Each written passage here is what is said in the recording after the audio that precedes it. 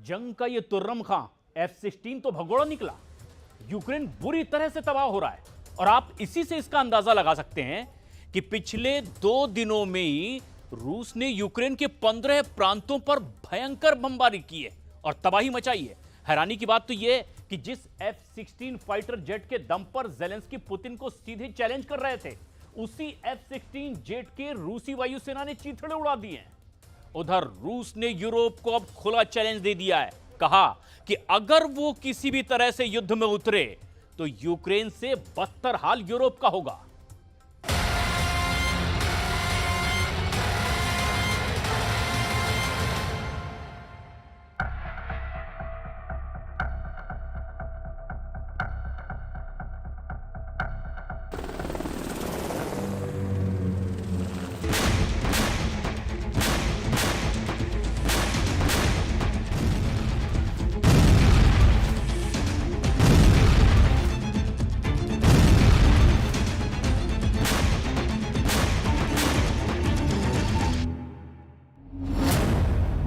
निकला America, Putin ने पलटी बाजी। न तो यूक्रेन को अंदाजा था और न ही यूरोप और नेटो को कि ट्रंप यूक्रेन को इस तरह से मरने के लिए छोड़ देंगे। हम आपको रूस यूक्रेन जंग के 3 बड़े अपडेट बताने जा रहे हैं कि कैसे राष्ट्रपति पुतिन के आदेश पर रूसी सेना ने यूक्रेन पर मिसाइलों से अंधाधुंध हमले किए हैं। हम आपको ये भी दिखाएंगे कि रूस ने क्यों पहली बार Tu-95MS बम वर्षक से KH-101 और KH-55SM मिसाइलों से यूक्रेन के 15 प्रांतों पर तूफानी हमले किए हैं। हम आपको ये भी दिखाएंगे कि क्यों जलते मरते और हांफते यूक्रेन का साथ राष्ट्रपति ट्रंप वैसे नहीं दे रहे हैं जैसी उम्मीद राष्ट्रपति जेलेंस्की कर रहे थे। हम आपको ये भी दिखाएंगे कि क्यों ट्रंप पुतिन के खूनी हमलों के सामने मजबूर हो रहे हैं। क्यों यूरोप और नेटो देशों के वॉर एक्सपर्ट्स दावा करने में लगे हैं कि ट्रंप $500 अरब यूक्रेन से वसूलने के चक्कर में रूस को यूक्रेन जंग जितवाने की कोशिश कर रहे हैं। ये सभी खतरे और उसका विश्लेषण आपको हैरान कर देगा कि रूस यूक्रेन जंग कहीं ना कहीं तीसरे विश्व युद्ध में बदल चुका है। जला डाले यूक्रेन के 15 शहर, अब सीधी जंग में उतरा यूरोप। अप्रैल का महीना यूक्रेन के लिए कयामत बनकर आया है। रूसी सेना के 1.5 लाख सैनिक, 3000 टैंक और 5 ब्रिगेड इस वक्त यूक्रेन पर चारों तरफ से हमला कर रहे हैं।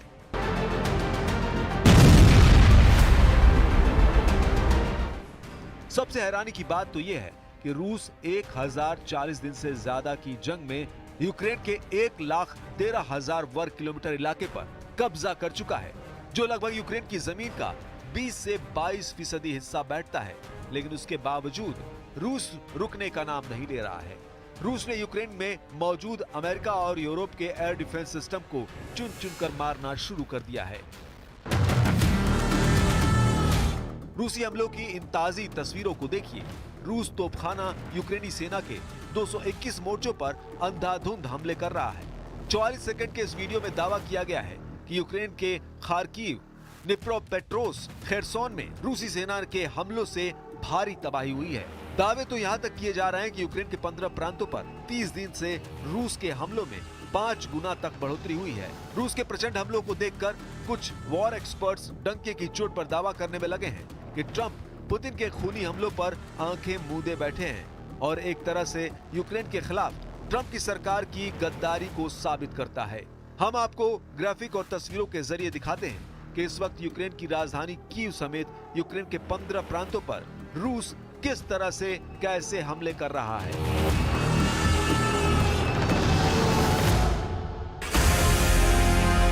यूक्रेन पर रूसी हमलों से जुड़े जो दावे किए जा रहे हैं वो वाकई हैरान करने वाले हैं। रूसी सेना ने 5 और 6 अप्रैल की रात को लगभग 1 महीने में यूक्रेन के खिलाफ मिसाइल और ड्रोनों का सबसे बड़ा और घातक हमला यूक्रेन पर किया है। दावा किया जा रहा है कि यूक्रेन के कम से कम 15 प्रांतों पर रूस के खूनी हमले हुए हैं। रूसी हमले की जो डिटेल सामने आई है वो भी चौंकाने वाली है। रूस की राजधानी कीव पर रूस ने सबसे ज्यादा नए ईरानी शाही ड्रोन 136B से हमले किए हैं। रूसी हमलों से यूक्रेन के कई इलाके धुआं धुआं हो गए हैं। अब आप वो खबरें और आंकड़े देखिए जिसको institute for the study of war यानी ISW ने जारी किया है। अमेरिका स्थित ISW के दावों के मुताबिक रूस ने यूक्रेन के कम से कम 4 प्रांतों पर सबसे घातक मिसाइलों से हमला किया है। रूस ने इन इलाकों पर हमला करने के लिए Iskander ballistic missile, Kalibr cruise missile, KH-101 और KH-55SM क्रूज मिसाइल और Tu-95MS बम वर्षकों का भयंकर इस्तेमाल किया है। ISW के दावों के मुताबिक रूसी सेना ने यूक्रेन ब्रांस्क ओब्लास्ट से 6 इस्कंदर M बैलिस्टिक मिसाइलों से हमला करके यूक्रेनी इलाकों के चीथड़े उड़ा दिए हैं। वहीं ब्रांस्क सिटी, बिलरोवो, Rostov oblast, Primorsko, Akhtarsk, Krasnodar krai और 109 शाहिद ड्रोन 136B से आत्मघाती हमले किए हैं। रूस के इन ड्रोन हमलों से यूक्रेन के सैन्य ठिकानों के साथ साथ नागरिक ठिकानों में भारी तबाही मची है। खबरों के दावों के मुताबिक रूसी सेना ने सारातोव ओब्लास्ट के हवाई क्षेत्र से Tu-95MS बम वर्षकों से हमले किए हैं। रूसी सेना ने Tu-95MS से 8 K-101 और K-55SM क्रूज मिसाइलों को यूक्रेन पर दागा है, जबकि काला सागर से रूस ने 8 कालिब्र क्रूज मिसाइलों से यूक्रेन के अलग अलग इलाकों पर हमले किए हैं। यूक्रेनी अधिकारियों के मुताबिक रूसी सेना ने कीव, सुमे, खार्किव, किरोवोहद, खमेलनिस्की, चरकासी और माइकोलाइव ओब्लास्ट में नागरिक ठिकानों पर भीषण मिसाइल हमले किए हैं। यूक्रेन का दावा है कि रूस ने 5 इस्कंदर M बैलिस्टिक मिसाइलों से कीव ओब्लास्ट पर हमला किए हैं। В сьогоднішньому російському ударі були ракети, які запустили з акваторії Чорного моря. Партнери знають, які це були судна та з якої частини моря відбувся цей запуск.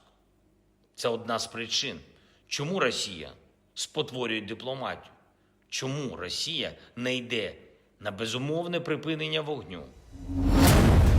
यूक्रेन को बचाएगा F-16, जंग में कूदा यूरोप। क्या यूक्रेन को यूरोप और नेटो के पास मौजूद अमेरिका निर्मित F-16 multi role fighter jet बचा सकते हैं? इस सवाल पर बहुत से सवाल खड़े हो चुके हैं। पुतिन पहले ही कह चुके हैं कि रूसी सेना चुन चुन कर F-16 को जलाकर राख कर देगी। यूक्रेन को अमेरिकी F-16 का नया बैच अमेरिका से मिल चुका है, जिसने रूस पर हमले शुरू कर दिए हैं और साथ ही यूक्रेन को तबाह करने आ रही रूसी मिसाइलों को भी ये फाइटर जेट मार रहे हैं।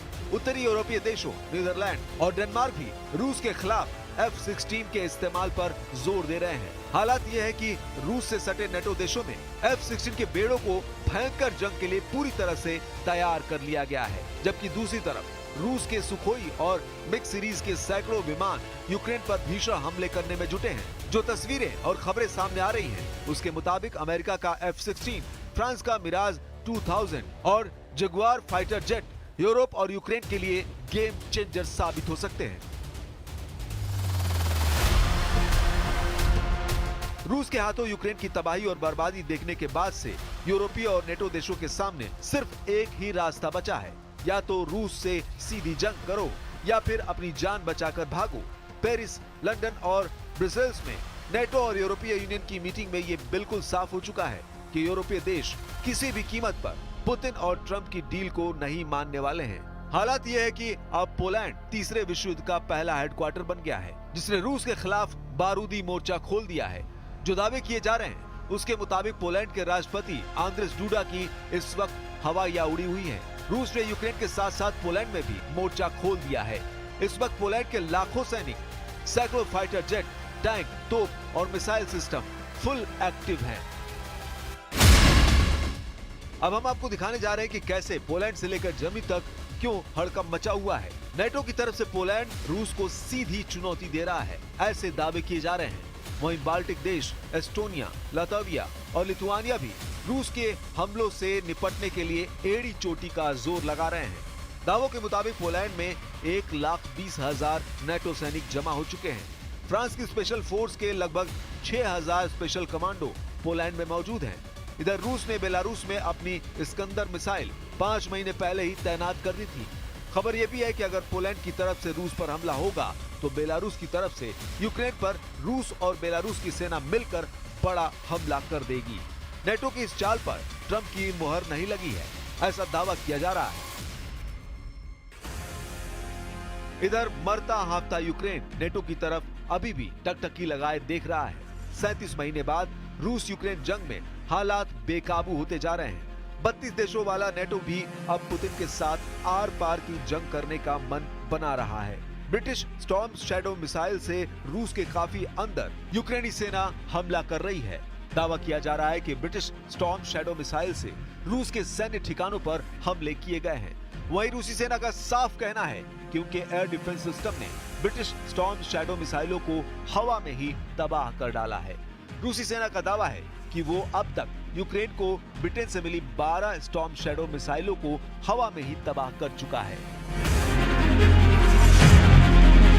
कुल मिलाकर हालात ये हो गए हैं कि रूस के सामने ट्रंप नतमस्तक हो चुके हैं और यूक्रेन पुतिन के खूनी हमलों से कराह रहा है। हालात ये हैं कि अगर यूक्रेन रूस पर बड़े हमले करता है तो रूस यूक्रेन को पूरी तरह से तबाह करने में कोई कसर नहीं छोड़ेगा। नेतन्याहू इस वक्त अमेरिका में हैं, लेकिन बड़े झटके इजराइल में महसूस किए जा रहे हैं। हमास की रॉकेट ब्रिगेड अचानक एक्टिव हो गई और उसने इतने रॉकेट इजराइल पर मारे कि आयरन डोम उनमें से सिर्फ 50% रॉकेट ही रोक पाया।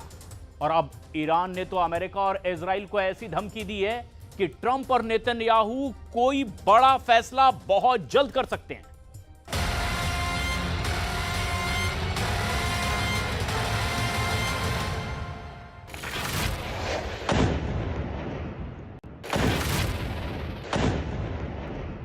पहला रॉकेट इंटरसेप्ट, लेकिन दूसरे रॉकेट ने धमाका कर दिया। एक बार फिर देखिए कैसे और कहां गिरा हमास का रॉकेट।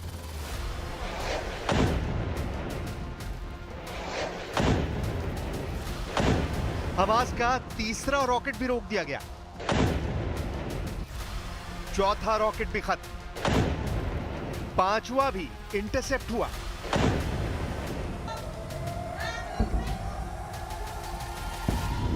हमास ने एक के बाद एक 10 रॉकेटों से इजराइल के अश्कलोन शहर पर हमला किया।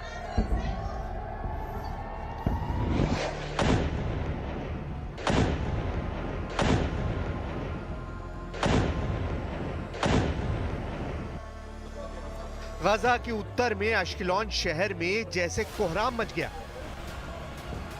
पिछले कई महीनों में इजराइल ने ऐसी इमरजेंसी नहीं देखी है। इन चमचमाती हुई लाइट्स के बीच हमास को खत्म करने वाले इजराइल के दावे हवा होते देखे जा सकते हैं। इजराइल में हमास ने फिर कोहराम मचा दिया है। नेतन्याहू को चैलेंज करने वाली सिनवार ब्रिगेड ने बता दिया है कि इजराइल गजा को चाहे चारों तरफ से घेर ले, लेकिन उसकी रॉकेट फोर्स पूरे इजराइल में इमरजेंसी सायरन बजाने पर मजबूर कर देगी।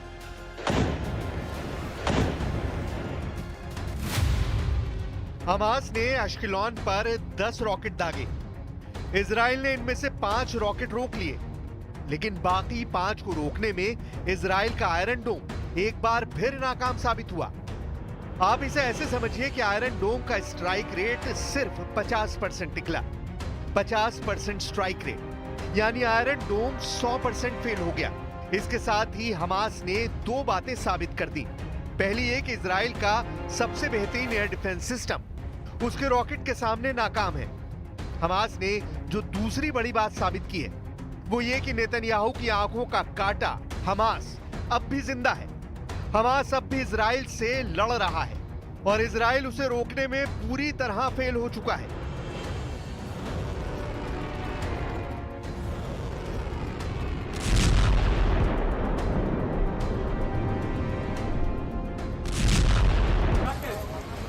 अश्कलोन पर 9 बजे रॉकेट हमला हुआ और जो रॉकेट गिरे उनकी वजह से एक व्यक्ति के घायल होने की रिपोर्ट है। हालांकि ऐसे भी कई लोग रहे जो रॉकेट अटैक देखकर बेचैनी की शिकायत लेकर अस्पताल पहुंचे। गजा को पूरी तरह समतल कर चुके इजराइल पर अगर गजा से ही अटैक हो रहा है तो नेतन्याहू को लेकर भी सवाल उठने लगे हैं।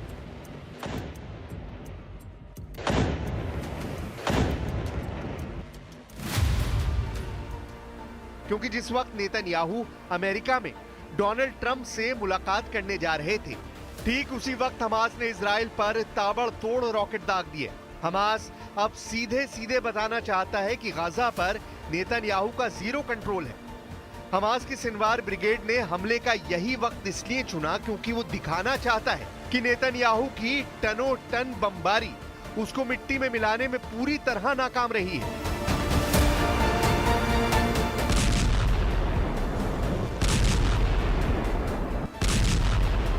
अश्केलॉन में हुए रॉकेट अटैक के बाद नेतन्याहू की तरफ से फौरन जवाब आया और फिर इजराइल की सेना ने जो बमबारी की उसमें रविवार के दौरान 32 लोगों की मौत की खबर है।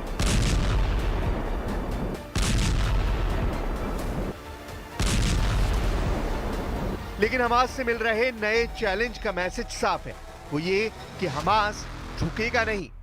ये बात गजा की सुरंगों से लेकर तेल अवीव के पावर सेंटर तक पहुंचा दी गई है। लेकिन नेतन्याहू के अमेरिका दौरे पर यह बात व्हाइट हाउस तक भी पहुंचेगी। ये बात इजराइल और फिलिस्तीन का हर बाशिंदा जानता है। इजराइल और हमास के बीच जब जनवरी में सीज फायर हुआ था, उसके बाद से हमास 30 बंधकों को रिहा कर चुका है, जबकि 8 इजरायली बंधकों के शव भी वापस किए जा चुके हैं। हालांकि 24 बंधक अब भी हमास के कब्जे में हैं।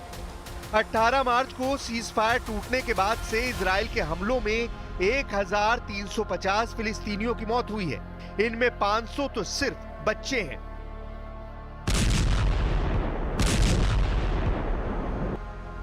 हमास ने सीज फायर के दौरान जब जब बंधक छोड़े तब तब नेतन्याहू को वाहवाही मिली और लगा कि अब युद्ध हमेशा के लिए खत्म होगा। इजराइल के बंधक घर पहुंचेंगे और गाजा को दोबारा बनाने का काम शुरू हो जाएगा। लेकिन 2 महीने चले सीज फायर के बाद इजराइल ने अपनी सेना पर लगे ब्रेक को हटा दिया है और गाजा में जो बमबारी जारी है उसने सभी रिकॉर्ड तोड़ दिए हैं।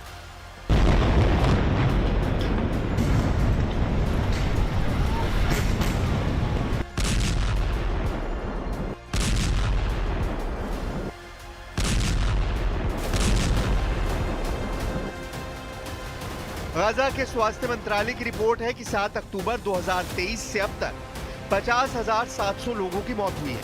1,15,000 से ज्यादा लोग घायल हुए हैं। इजराइल का दावा है कि मारे गए लोगों में 20,000 लोग हमास से जुड़े थे। वहीं इजराइल की रिपोर्ट है कि गाजा में हुए ग्राउंड ऑपरेशन में अब तक उसके 410 सैनिकों या सुरक्षा कर्मियों की मौत हुई है।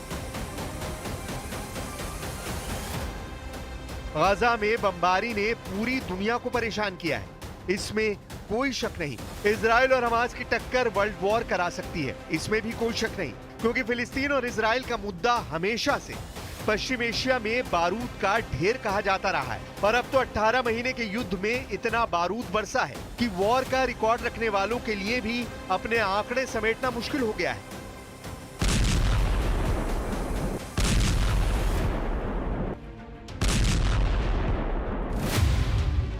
Watson institute for international and public affairs की रिपोर्ट है कि 7 अक्टूबर 2023 से अब तक गाजा में 232 पत्रकारों की जान जा चुकी है। ये आंकड़े युगोस्लाविया, वियतनाम और अफगानिस्तान में हुए युद्ध से भी ज्यादा है।